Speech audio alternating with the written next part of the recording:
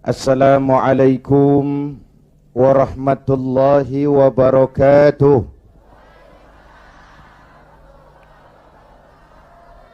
Alhamdulillah wassalatu wassalamu ala Rasulillah Sayyidina Muhammad ibn Abdullah wa ala alihi wa sahbihi wa mawalah, amma ba'du. Para ulama yang saya muliakan, para pejabat baik sipil, TNI dan Polri, hadirin hadirat ma'asyiral muslimin yang berbahagia.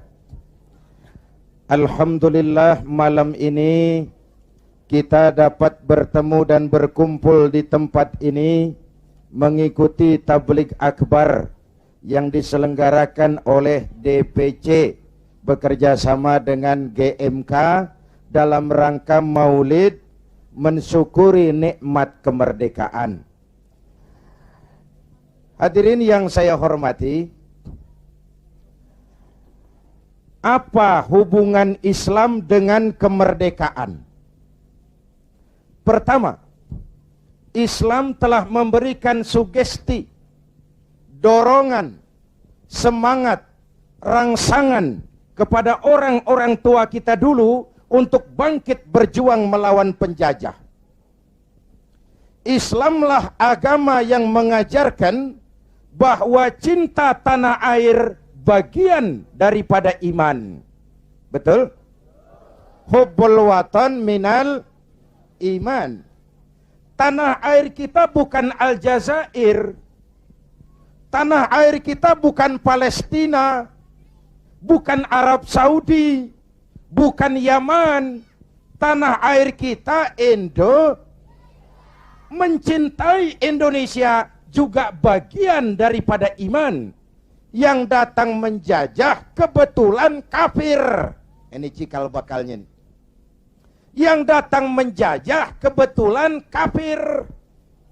Bertemulah cinta tanah air dengan semangat jihad yang diajarkan agama.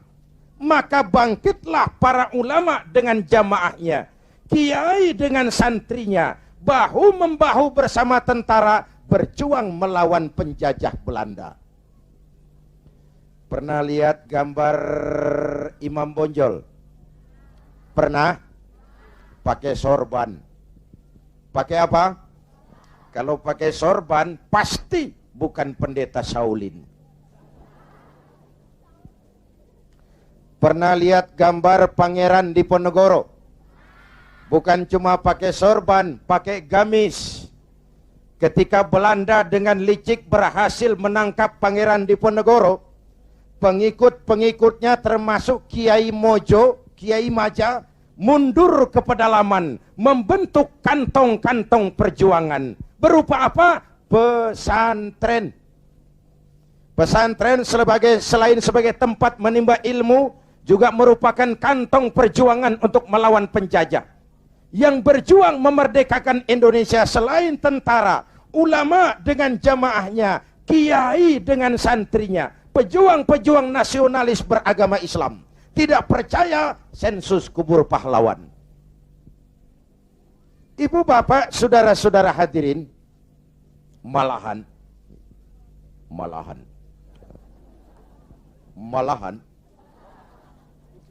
Bung Tomo, tokoh 10 November yang dikenal sebagai Hari Pahlawan, dalam satu pidatonya di Jakarta, saya ingat almarhum Bung Tomo pernah bilang begini. Ini pidato Bung Tomo, saya ulang. Andai kata tidak ada kalimat takbir, ini ucapan Bung Tomo. Andai kata tidak ada kalimat takbir, saya tidak tahu, kata Bung Tomo, dengan apa saya harus menggerakkan putra-putra terbaik bangsa untuk bangkit berjuang melawan penjajah. Begitu Allahu Akbar, semangat jihad menggelora. Belanda kecil, mati tiket ke surga. Coba pakai kalimat lain, enggak serem. Woi, perang, perang, malah mundur orang. Tapi begitu Allahu Akbar, kalimat ini refleksi dari nilai keyakinan. Ibu bapak, saudara hadirin yang saya hormati, Ketika itu pilihan perjuangan cuma dua, merdeka atau mati. Betul? Orang-orang tua kita berjuang nggak mikirin nanti saya jadi bupati di mana kalau merdeka. Nanti saya dapat kursi apa kalau merdeka. Tidak. Ikhlas membela tanah air sebagai bagian daripada nilai-nilai keimanan. Dulu iman untuk merebut kemerdekaan. Sekarang iman untuk mengisi kemerdekaan. Ya Bu? Ya Bu? Apa?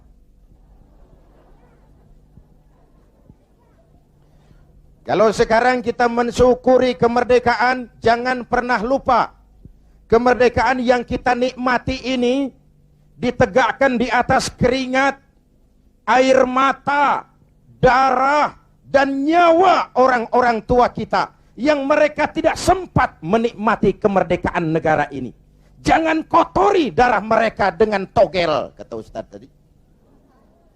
Jangan kotori darah mereka dengan perbuatan tercela di atas republik tercinta ini. Jangankan adik-adik saya yang lebih muda, saya saja kalau ditanya, Saudara Zainuddin, apa jasamu dalam menegakkan kemerdekaan?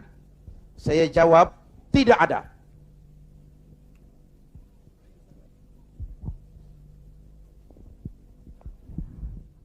Ngomong apa saya barusan? Kalau saya ditanya, Saudara Zainuddin, apa jasamu dalam menegakkan kemerdekaan? Saya jawab, tidak ada. Kenapa? Karena tahun 45 saya belum keluar. Itu saya. Tapi saya harus tahu diri dong. Kalau sekarang saya bisa minum air kelapa, itu karena orang-orang tua saya sudah nanam pohon kelapa. Betul? Nih adik-adik kecil nih, pernah minum air kelapa enggak? Pernah nanam pohon kelapa? Enggak pernah. Kalau sekarang kita menikmati indahnya merdeka, jangan pernah lupa. Kemerdekaan ini bukan hadiah Belanda, bukan kado Jepang, tidak turun dari langit laksana turunnya embun di waktu malam. Kemerdekaan tidak muncul hanya dengan simsalabim abragadabra. Kemerdekaan ini keringat, air mata, darah, dan nyawa orang-orang tua kita. Ya Bu, ya Pak, syukuri dengan tahlilan kepada arwah para pahlawan. Agustusan ngiping sampai subuh. Tuh arwah para pahlawan gile, roh gua dijogetin.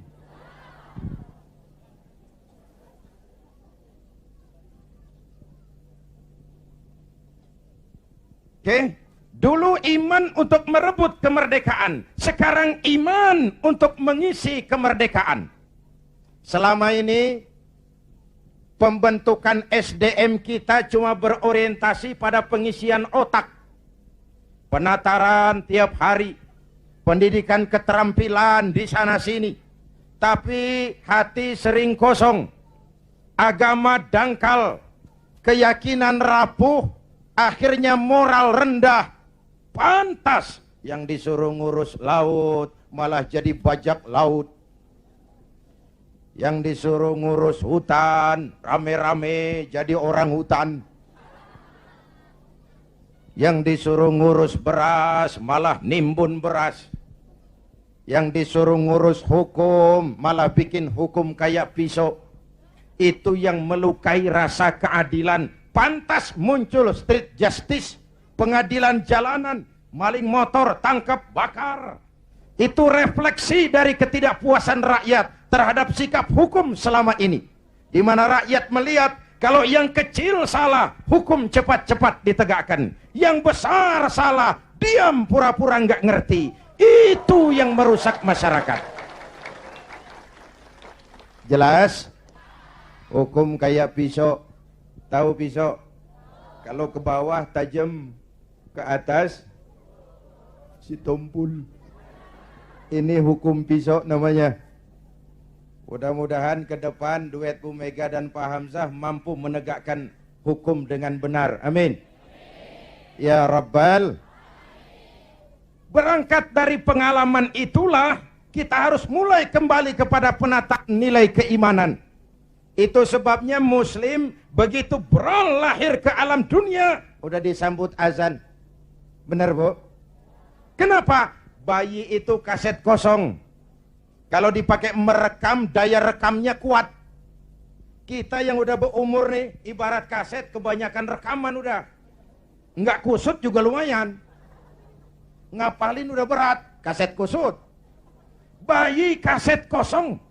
Begitu beral hadir ke alam dunia, rekaman pertama yang menyentuh telinganya, lafzul jalalah. Allahu Akbar, Allahu Akbar. Rekaman pertama. Belum sempat dia dengar Ricky Martin. Belum sempat dia dengar Westlife. Yeah. Kok tahu. Ya tahu, gue kan Ustadz gaul.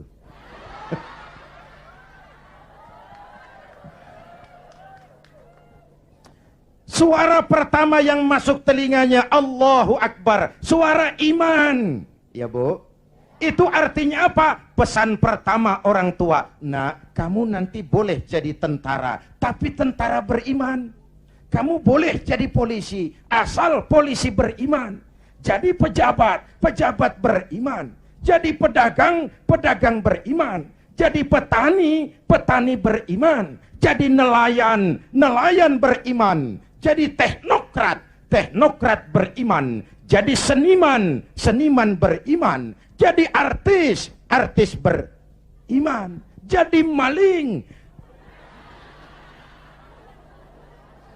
Nggak ada, mana ada maling beriman. Kalau iman landasannya insya Allah aman. Betul? Dengan mensyukuri nikmat kemerdekaan, ayo kita mengadakan recovery terhadap sikap mental selama ini. Berangkat lagi dari nilai keimanan. Jaga baik-baik, wariskan kepada anak-anak kita. Peristiwa kemarin, bulan kemarin, perubahan terjadi begitu cepat.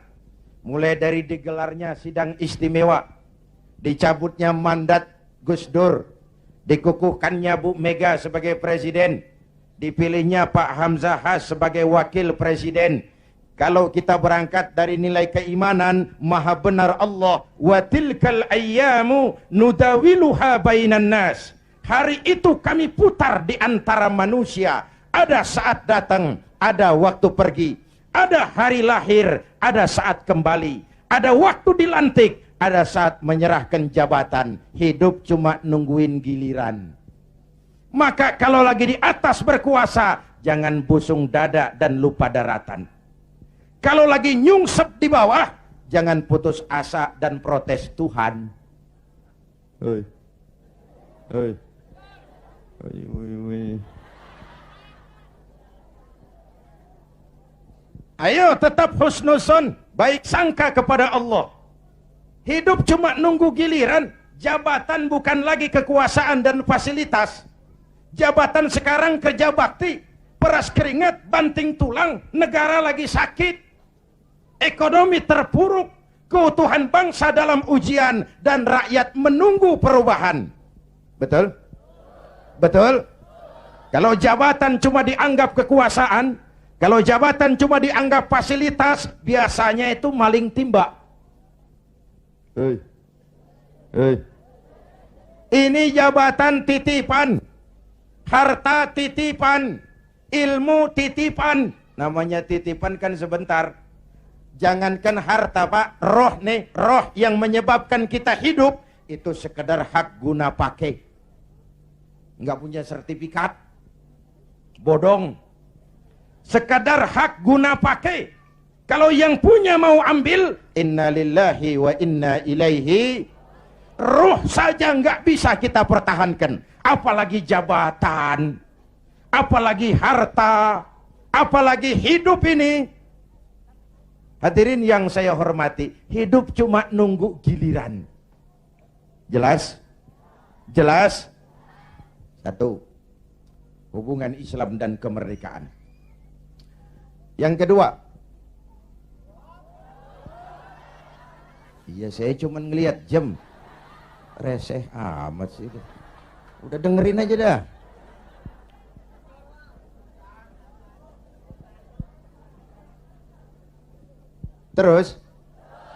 Terus menghina itu. Ini ustadz bukan tukang parkir. Terus.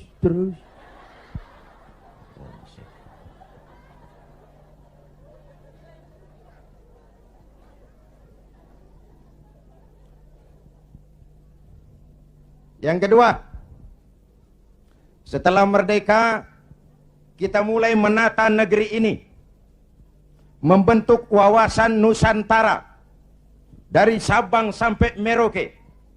Indonesia kita yang begini majemuk, begini beragam, disatukan oleh cita-cita membangun Indonesia ke depan. Agama yang memberikan dorongan ke arah lahirnya persatuan dan kesatuan adalah Islam.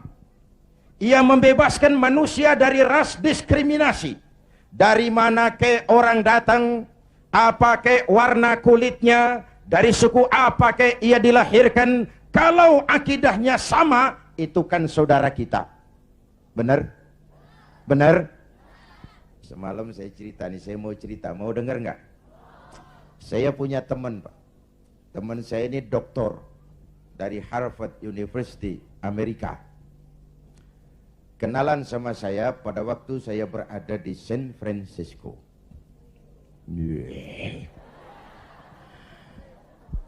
San Francisco tahu Bu kan? Tahu ya? Itu dari Tambun ke kanan. Tahu.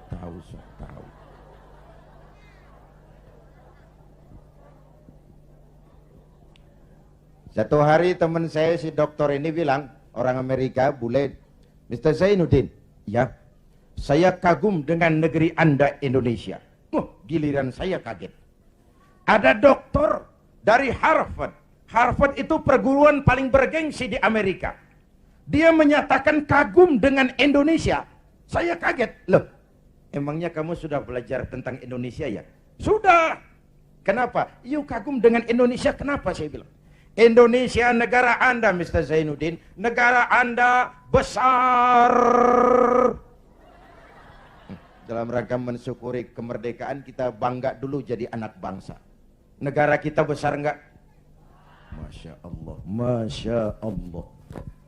Republik Indonesia kita ini 17.000 pulau. 17.000 pulau. Allahu Akbar. Itu belum termasuk Pulau Gadung dan Pulau Gebang. Tambah 2 kalau itu masuk.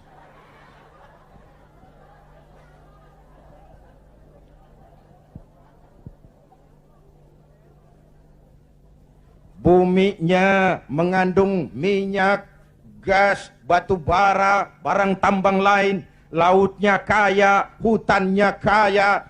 17.000 pulau terhampar sepanjang garis khatulistiwa, hijau, ranau, subur, makmur, kemah, ripah, loh, jenawi, toto, tentrem, kertora, harjo.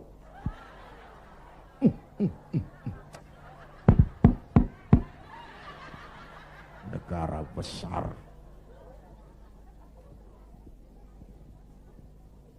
Sampai teman saya orang Arab lain lagi, dia bilang, "Inta Indonesia guys, Indonesia bagus. Saya bilang, bagus apanya, Rab? Arab.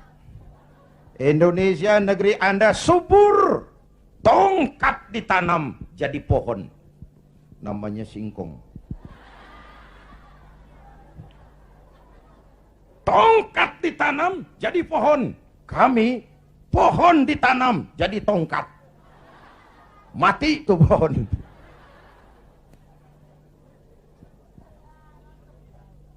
Negara besar. Terus apalagi yang kamu heran? Penduduk negeri Anda banyak. Kita rakyat Indonesia sekarang 210 juta. Itu SDM kita. Itu aset kita. 210 juta. Allahu Akbar. Konon menurut keluarga berencana nasional, di Indonesia ini tiap 1 menit lahir 8 bayi. Cuma karena Indonesia luas, nggak terasa. Coba jejer, serem. 1 menit 8, brol. Ini kan menyangkut sekolah yang harus kita siapkan, lapangan kerja yang harus kita sediakan, kesehatan yang harus kita pikirkan, pertumbuhan penduduk kan artinya itu.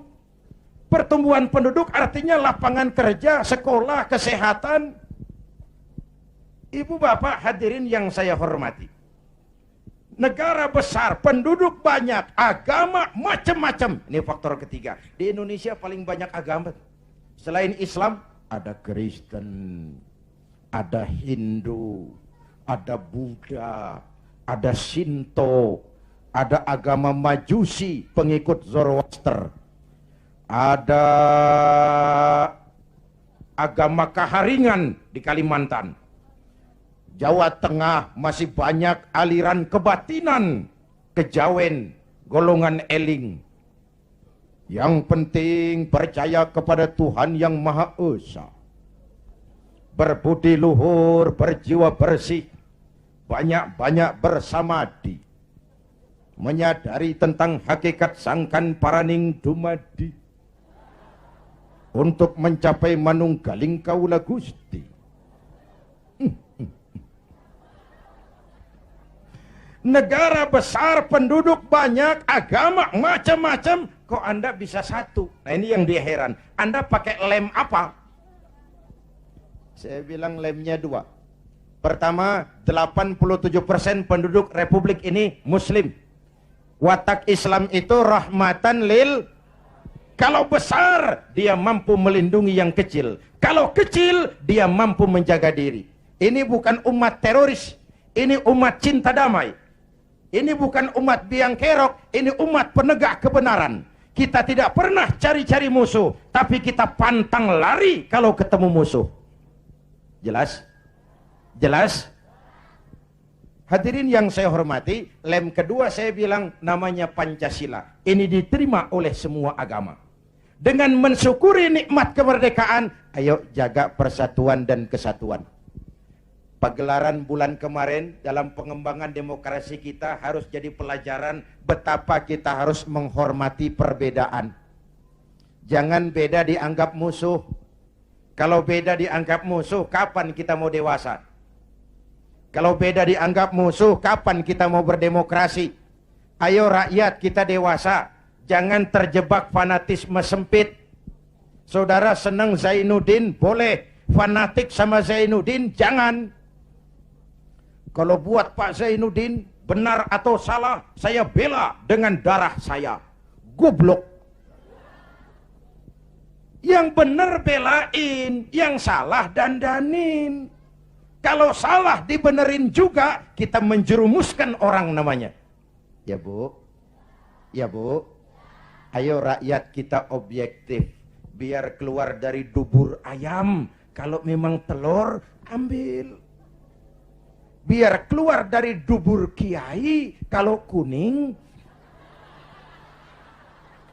kabur. Jangan lihat kiainya, lihat yang merojol apaan. Akur? Akur? Ayo kita ambil pelajaran. Sekarang kalau para elit di atas masih suka pada bertengkar, kita rakyat nggak usah ikut-ikutan. Jadi penonton yang baik sajalah. Waktunya keplok. Namanya juga elit bang. Siang dia bertengkar, malam makan bareng di hotel. Kita di kampung udah pada ngasak golok. Urusan apa? Benar? Benar? Sebaliknya elit di atas juga kudu sadar dong. Seperti saya bilang, di mana-mana juga kalau kebo berantem sama kebo, yang rusak rumput. Kebo berantem sama kebo, yang rusak rumput. Pemimpin bertengkar sama pemimpin, yang bingung pengikut. Di mana-mana sejak dulu kalau kebo berantem sama kebo, yang rusak rumput. Maka kita menghimbau kepada para kebo. Ya ini ngikutin bahasa doang. Kita menghimbau kepada para kebo, berhenti dah berantem supaya rumput tumbuh subur. Amin. Kita nih rakyat kecil udah capek. 3 tahun terpuruk, di atas namain, dijadiin address. Padahal kita kan rakyat kecil, tuntutan nggak banyak-banyak amat. Si Ahmad aja yang banyak.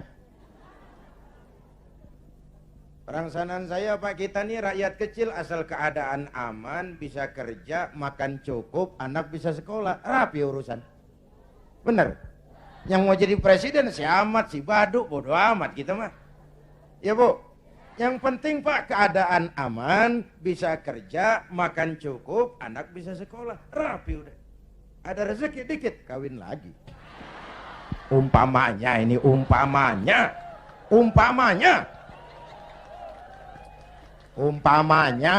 Saya bukan ngasih tahu, ngajarin.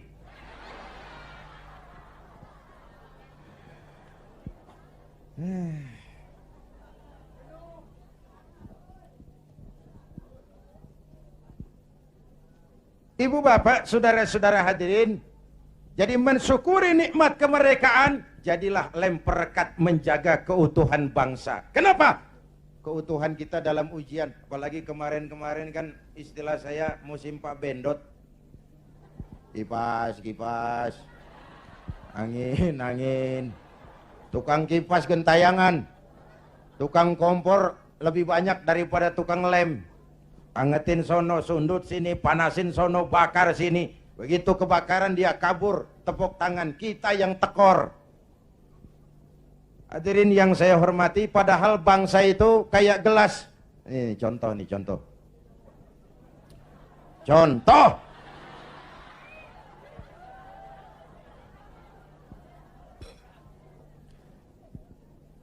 Bukan mau minum, contoh. Usil aja, heran. Orang ngasih contoh kudu jelas. Contoh. Bu, ini gelas kalau pecah bisa ditambal nggak? Nah, bangsa kayak gelas, Bang. Begitu pecah, nggak bakal bisa ditambal. Timur udah pisah dari Indonesia. Mimpi narik lagi Timur ke Indonesia. Mimpi. Kenapa? Gelas udah pecah, nggak bakal bisa ditambal. Uni Soviet, gelas besar, negara besar, bersama Amerika jadi polisi dunia, dihantam glasnost yang kebablasan, Gorbachev terpental, Soviet pecah jadi negara kecil berkeping-keping. Tidak mungkin menyatukan lagi Soviet. Kenapa? Gelas udah pecah, nggak bakal bisa ditambal. Jelas? Gua baru minum.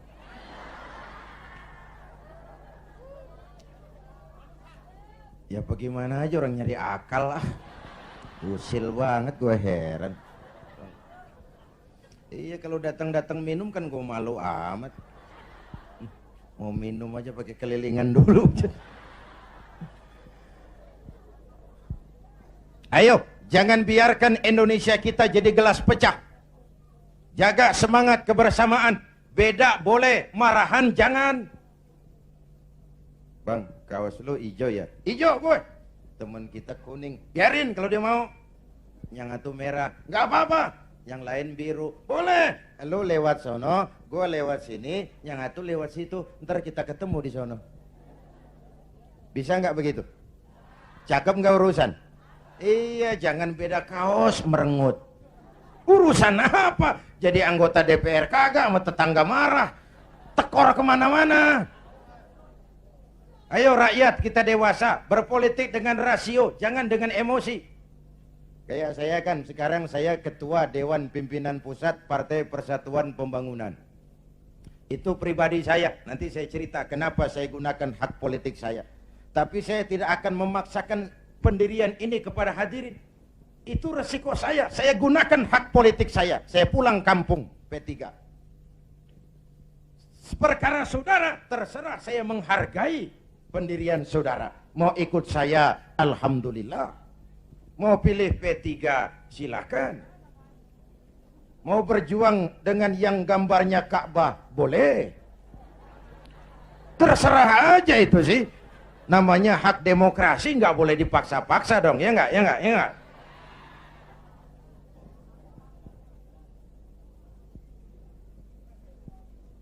Jangan perbedaan dianggap permusuhan. Kerdil kita kalau beda dikit dianggap musuh. Udah capek kita bangsa ini terkontaminasi oleh dendam sejarah. Di zaman Bung Karno, yang tidak sesuai dengan Bung Karno dicap kontra revolusi. Lalu Bung Karno jatuh, muncul Orde Baru. Bung Karno dianggap Orde Lama. Di zaman Orde Baru, yang tidak sesuai dengan Pak Harto dianggap Orde Lama. Lalu Pak Harto jatuh, muncul lagi reformasi. Di zaman reformasi yang tidak sesuai dengan keinginan kita, segera diacap Orde Baru. Kapan mau selesai? Kalau naik ini, bantai itu, naik itu, sikat ini, terkontaminasi oleh politik balas dendam. Tidak akan selesai urusan bangsa. Jelas? Jelas? Ayo kita rukun yuk. Kita kompak yuk. Kita bersatu yuk. Kita pulang yuk.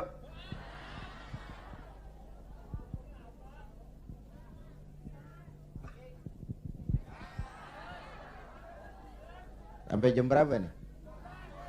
Jam 2. Jam 2. Lu ngundang apa ngontrak lu? Enak aja jam 2, jam 2.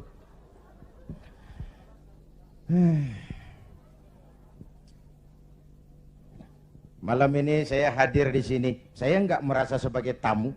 Saya hanya keluarga datang dan bicara di tengah keluarganya. Bahwa saya lahir di Kebayoran itu sih kebetulan. Saya nggak mesen. Terima jadi mau bilang apa? Belum lama di Sumatera Utara di Medan, satu tabligh akbar saya bicara di tengah keluarga besar suku Mandailing, Batak. Saya diulos, dikasih pakaian kebesaran, diangkat jadi warga Mandailing. Saya dikasih gelar Lubis. Zainuddin MZ Lubis. Saya maulid lagi ke Makassar bersama nelayan-nelayan Bugis. Mereka bikin acara gebyar maulid tradisional Bahari 2000. Kumpul tokoh-tokoh Bugis. Saya dipakein pakaian kebesaran, pakai badik. Saya diangkat lagi jadi warga Bugis oleh wali kota Makassar. Saya dikasih gelar Daeng Tojeng. Tojeng artinya yang benar. Daeng semacam Raden. Kalau dikumpulin nama saya udah lumayan panjang. Haji Daeng Tojeng Zainuddin MZ Lubis. Saya cuma mau bilang inilah Indonesia kita. Begini majemuk, begini beragam. Walaupun bineka, kita tetap tunggal. Nah, bagi kita umat Islam sudah dididik di masjid. Masya Allah, di daerah kita masjid saya bangga. Selalu penuh dengan sholat berjamaah. Terutama subuh.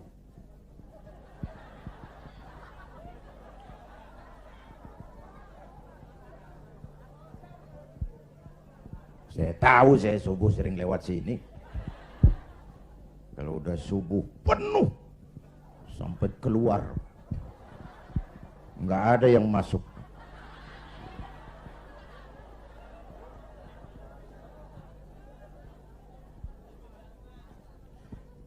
Ayo ke masjid.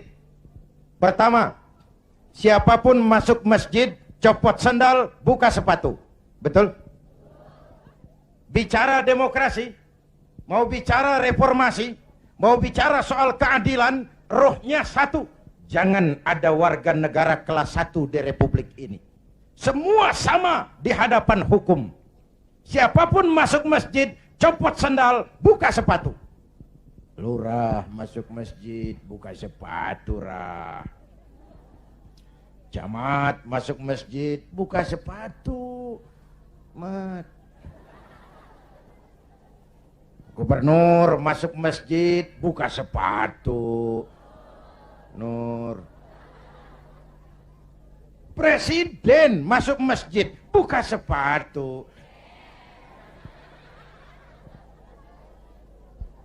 Jangan ada warga negara kelas 1 di Republik ini.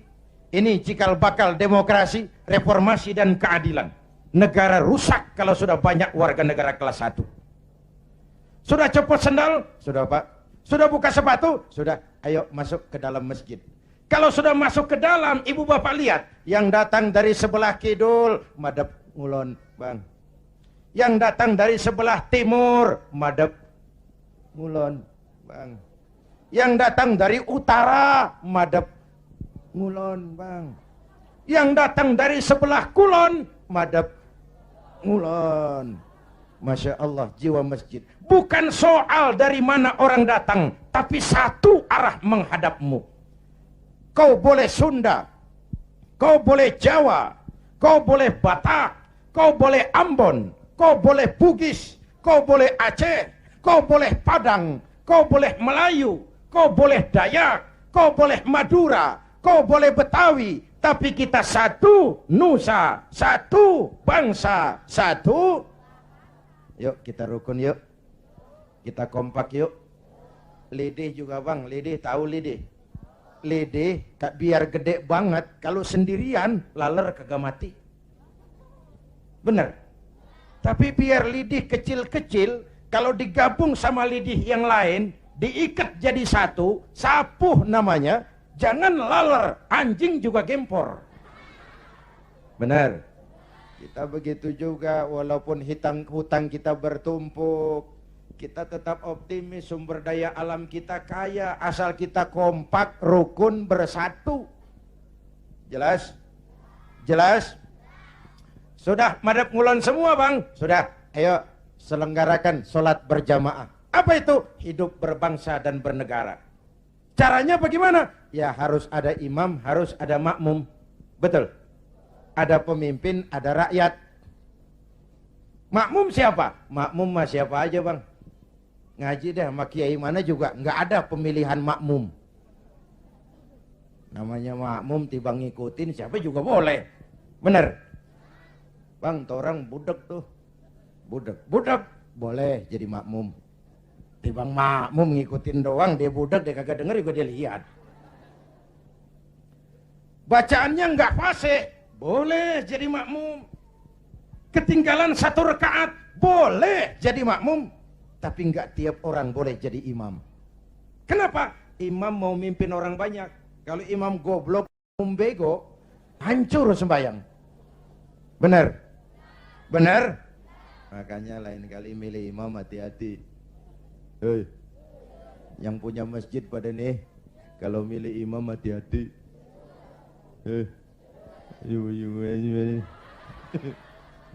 Saya pesan yang pada punya masjid, kalau milih imam hati-hati. Dulu pernah kejadian. Ini karikatur. Mau dengar nggak saya cerita? Dulu tahun 1. Di kampung saya ada 3 orang goblok. Goblok tahu goblok, Bu? Bego. Bego tahu bego? Minum es ditiup. Dia kira ngebul panas kali. Ini 3 orang goblok sholat di musola. Musolanya udah tua, atasnya pagar, banyak tikus. Satu jadi imam, 2 jadi makmum. Waktu tahiyat, at-tahiyatul mubarakatus salawatut tayyibatu lillah. Baru sampai atta, tikus jatuh. Pas di depan imam. Gede, botak. Profesor tikus. Imam lantaran kaget mau at-tahiyatul atta, tikus jatuh. Rusak enggak sholatnya? Batal enggak? Kalimataini mutatabi'aini, 2 kalimat berturut-turut batal sholat. Temennya yang jadi makmum maksudnya mau negor, Pak. Bagus maksudnya mau negor. Tapi karena goblok, nggak ngerti konstitusi, nggak ngerti mekanisme, bagaimana cara negor imam, nyolek. Lagi sembahyang nggak boleh ngomong gitu. Sudah berapa yang batal? 2. Yang 1 kan mestinya selamat. Nyaut, untung gue diem aja gitu. Yang ngobrol bertiga.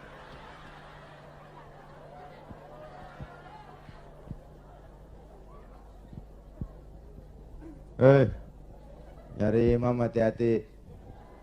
Ya Pak.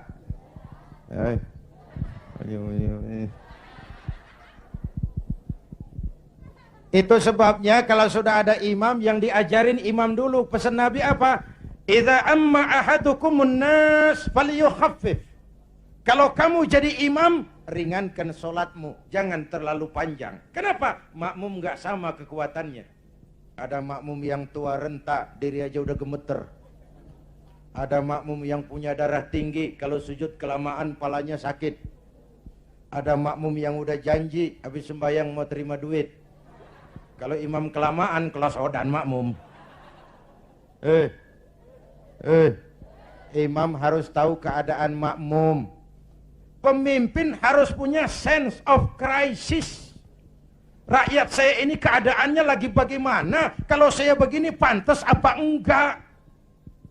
Jangan udah diangkat jadi imam lupa daratan. Sembahyang Isya berjamaah. Rakaat pertama selesai Fatihah, Yasin. Makmum ikut si ikut, nggak punya pilihan lain. Tapi hatinya kan ngedumel. Kata makmum, paling sekali ini gua sembahyang di sini. Gua kapok punya imam begini nih. Besok tobatin gua balik lagi. Hadirin yang saya hormati, begitulah kita mewujudkan semangat kebersamaan untuk Indonesia esok yang lebih baik dari hari ini. Amin. Ya Rabbal, mensyukuri nikmat kemerdekaan dengan semangat menjaga nilai-nilai kebersamaan, persatuan, kesatuan, kerukunan, dan kekompakan. Lalu yang ketiga, hubungan Islam dan kemerdekaan. Setelah merdeka, membentuk wawasan Nusantara, kita mulai membangun. Bung Karno menyebutnya pembangunan semesta berencana. Pak Harto menyebutnya pembangunan manusia seutuhnya. Apapun namanya, tapi ini refleksi dari keyakinan. Walaupun Indonesia bukan negara agama, tapi pasti Indonesia negaranya orang beragama. Maka orientasi pembangunan tidak cuma dunia, tapi juga akhirat. Betul? Ini semua nih calon-calon jenazah.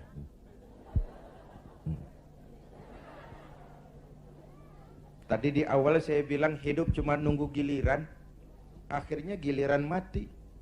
Betul? Cuma kapan mati itu yang kita nggak tahu. Apakah nanti ibu-ibu duluan, saya belakangan? Kita nggak tahu, itu rahasia Allah.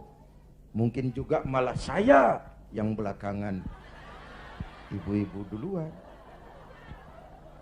Kita nggak tahu, itu rahasia Allah. Betul? Betul? Karena itu, dengan mensyukuri nikmat kemerdekaan, mari kita isi kemerdekaan ini membangun dunia, tapi untuk kepentingan akhirat. Ya Bu? Ya Pak? Ayo kita kompromi kepada Allah dengan memasyarakatkan istighfar, mengistighfarkan masyarakat. Kita memang rakyat kecil, tapi jeritan batin rakyat kecil, nurani rakyat kecil, mampu menggoyang aras. Hadirin yang saya hormati, hanya dengan wujud keseimbangan seperti itu, ada hidup sesudah mati, ada akhirat sesudah dunia, kita bisa berharap mencapai fid dunya hasanah wa fil akhirati hasanah. Ibu bapak hadirin, ini sekelumit tentang mensyukuri nikmat kemerdekaan. Nah sekarang saya mau bicara soal partai, karena yang ngadakan ini DPC P3.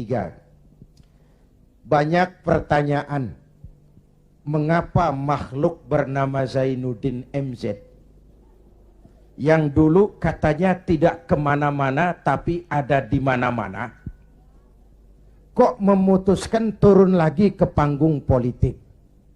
Tentu ada asbabun nuzul. Ini saya mau cerita asbabun nuzul. Saya mulai berkenalan dengan politik lebih dulu daripada menjadi muballigh.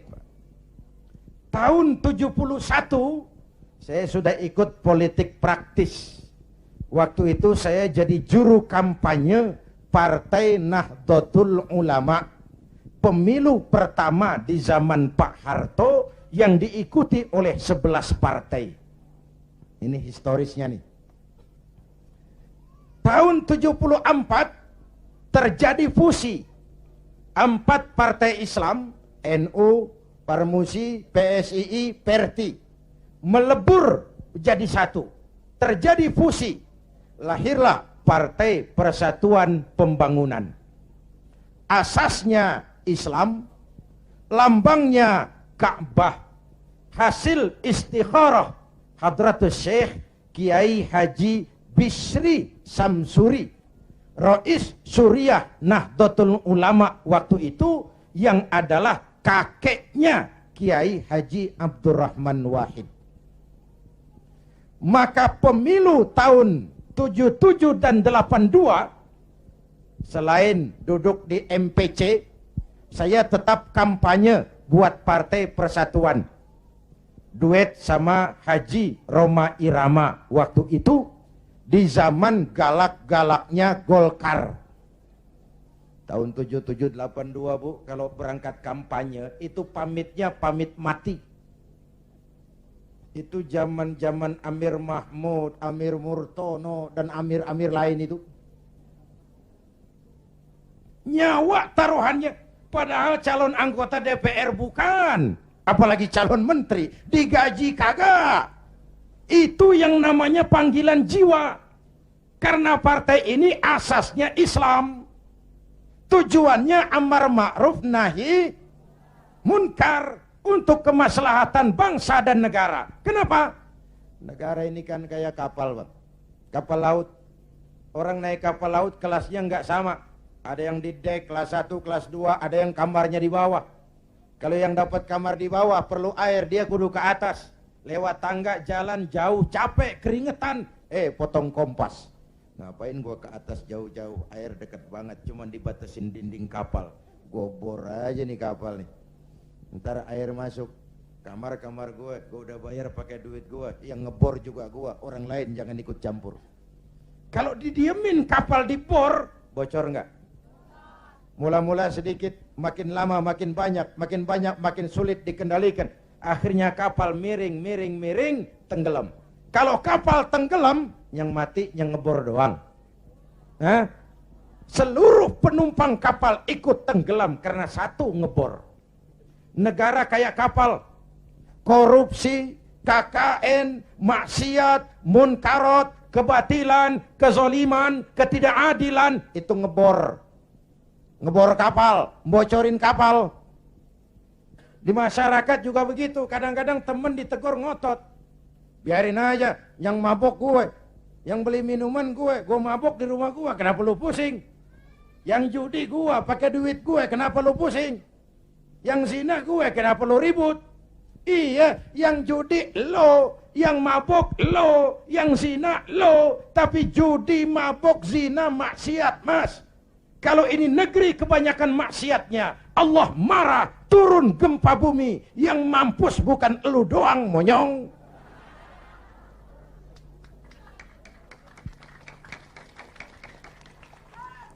Jelas?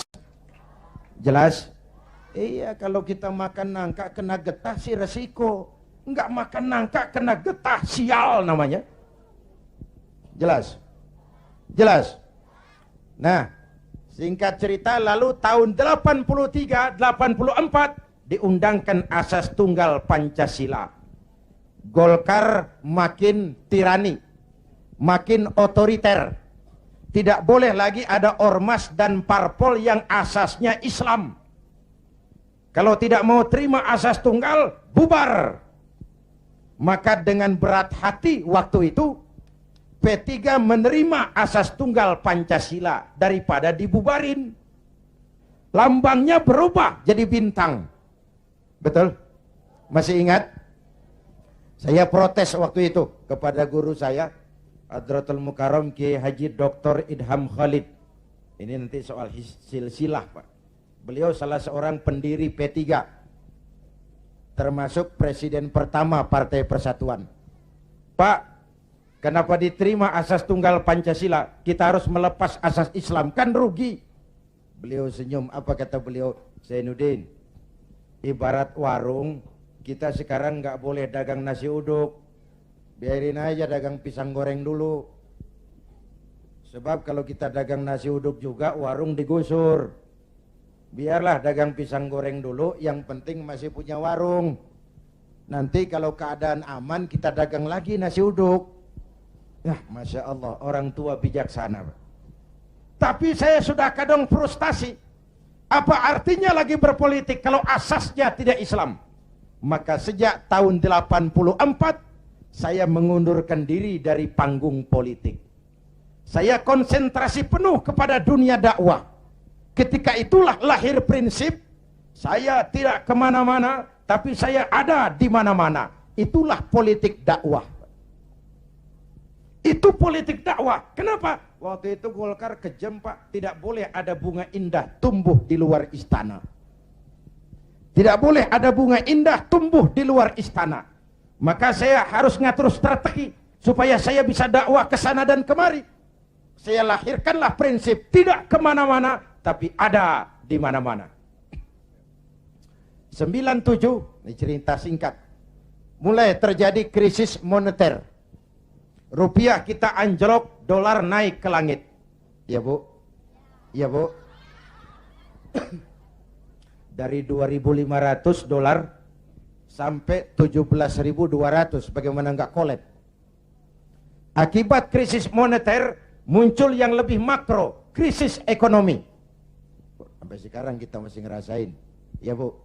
Perusahaan besar ambruk, konglomerat terpuruk, hutang numpuk, pejabat ngantuk, PHK di mana-mana, lapangan kerja sulit, pengangguran meningkat, kemiskinan naik, kriminal menjadi-jadi, harga-harga kebutuhan tiap hari berlomba dan membumbung. Ini ibu-ibu di dapur kan ngerasain bener.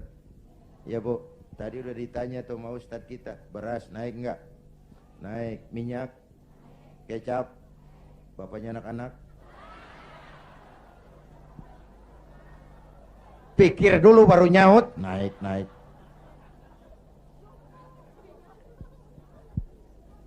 Biaya hidup makin tinggi, beban hidup makin berat. Masya Allah, di Jakarta Bang sekarang kencing aja gope. Bener, kencing gope. Teman saya ngasih duit ribuan, gak ada kembaliannya, disuruh kencing lagi.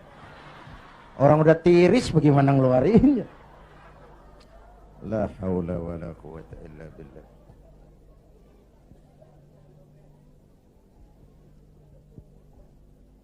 Akibat krisis ekonomi muncul yang lebih mengerikan, krisis kepercayaan. 97. Reformasi bergulir, mahasiswa turun ke jalan, Pak Harto lengser. Ini turunnya Pak Harto, Pak Bu, saya punya dua catatan penting. Pertama, betapa besar arti kepercayaan. Ini kan PDIP sama P3 lagi dapat kepercayaan. Jadi orang nomor 1 dan nomor 2 di Indonesia. Nyari kepercayaan berat, menjaga kepercayaan lebih berat. Kalau dipikir-pikir Pak Harto kok bisa turun? Apa nggak punya duit? Banyak. Apa nggak didukung tentara? Oh, sebagai presiden dia panglima tertinggi ABRI, Pangkostrat mantunya.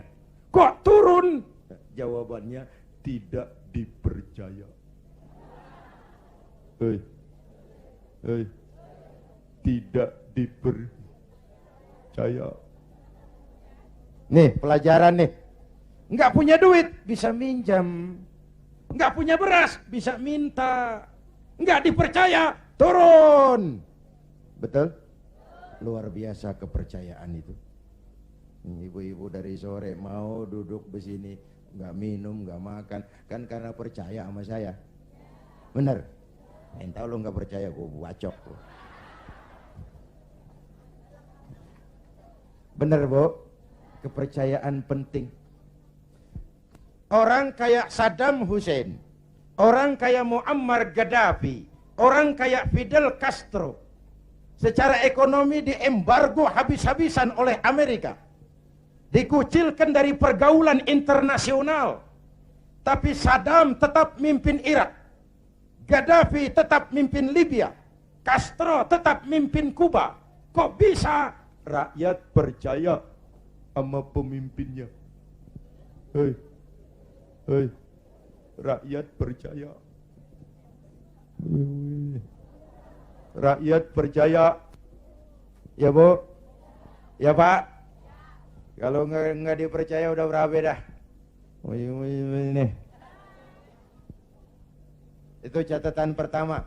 Catatan kedua, dengan segala kelebihan dan kekurangannya, Pak Harto masih menjaga keutuhan bangsa. Ya udah, kalau nggak dipercaya saya turun. Nggak usah sidang istimewa, ongkosnya mahal. Pak Harto juga nggak nakut-nakutin rakyat. Ntar kalau saya turun Jawa Tengah merdeka. Enggak. Pak Harto juga nggak ngumpulin pendukung. Kalau mau masih banyak pendukungnya. Tapi keutuhan bangsa lebih penting daripada kepentingan pribadi. Itu sosok negarawan. Jelas? Turun Pak Harto, naik Pak Habibie. Habibie ini menurut saya the right man in the wrong time.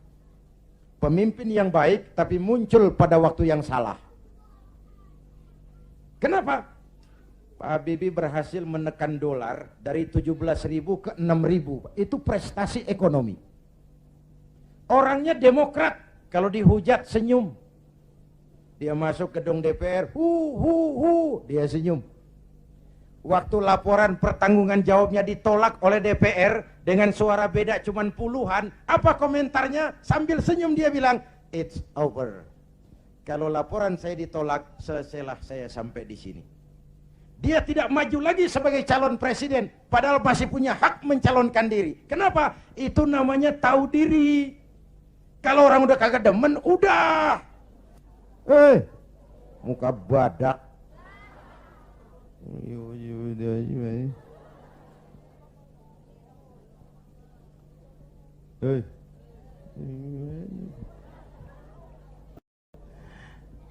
Ibu bapak hadirin. Nah, setelah reformasi bergulir, muncul begitu banyak partai. Betul? Partai yang Islam saja tidak kurang 20 partai. Saya bingung lagi. Tadinya saya pengen ada partai yang berasaskan Islam. Begitu muncul, begitu banyak. 20 lebih partai Islam. Termasuk yang tidak punya anggota. Papan nama. Makanya saya tetap tiarap. Lalu tahun 99 diadakanlah pemilihan umum. Diikuti 49 partai. Innalillahi wa inna ilaihi raji'un. 49 partai, termasuk 20 lebih partai yang asasnya Islam. Saya bingung. Ini mana teman, mana lawan. Maka pemilu 99 saya tetap tiarap. Istri dan anak-anak saya turun kampanye. Ngeramehin, ya apalagi kalau bukan P3. Tapi saya tetap belum tergerak. Selesai pemilu, terbentuklah MPR dan DPR. Kemenangan rankingnya PDIP juara 1, Golkar juara 2, P3 juara 3, disusul PAN dan PKB. Menjelang sidang umum itulah saya kepada sekretaris minta dihubungkan untuk bicara dengan Pak Hamzah Has. Tolong, saya mau bicara sama Pak Hamzah. Bicara lewat telepon. Akhirnya kata Pak Hamzah, begini sajalah, kalau Kiai mau ketemu saya, jangan Kiai ke rumah saya, biar saja saya saja yang ke rumah Kiai. Maka Pak Hamzah Has pun datang ke rumah saya. Belum wapres waktu itu, Pak. 3 kali pertemuan di rumah saya bilang, Pak Hamzah, saya ini merasa berdosa. Kenapa partai Islam kok cuma juara ketiga? Kenapa partai Islam tidak diminati oleh orang Islam sendiri? Analisisnya macam-macam. Mungkin ada yang tidak mengerti kalau agama dan politik tidak terpisah. Mungkin ada yang berpaham sekuler, Islam yes, partai Islam no. Mungkin juga karena kita tidak bisa menjual program-program kepada rakyat yang menyentuh kehidupan rakyat. Saya memutuskan saya mau pulang kampung, Pak. Wah, Pak Hamzah, alhamdulillah saya bersyukur, inilah permohonan saya kepada Allah selama ini. Tapi saya bilang tolong jangan diumumkan Pak, ini mau sidang istimewa, sidang umum. Nanti dikira saya mau cari popularitas, dikira saya mau cari jabatan. Tidak, saya jadi apa itu tidak penting. Yang penting saya bisa ikut membesarkan partai yang berasaskan Islam. Itu saja niat saya. Hadirin yang saya hormati, kemudian saya diangkat jadi ketua Majelis Pertimbangan Lajnah Syura Ulama'il Ka'bah. Lalu ketika Rakernas, lahirlah rekomendasi, saya ditempatkan sebagai salah seorang ketua Dewan Pimpinan Pusat Partai Persatuan Pembangunan. Jadi saya bilang selama ini saya dakwah, ya ayyuhalladzina amanu dkhulu fis silmi kafah. Hai orang-orang beriman, masuklah ke dalam Islam secara utuh. Jangan masuk Islam separuh-separuh.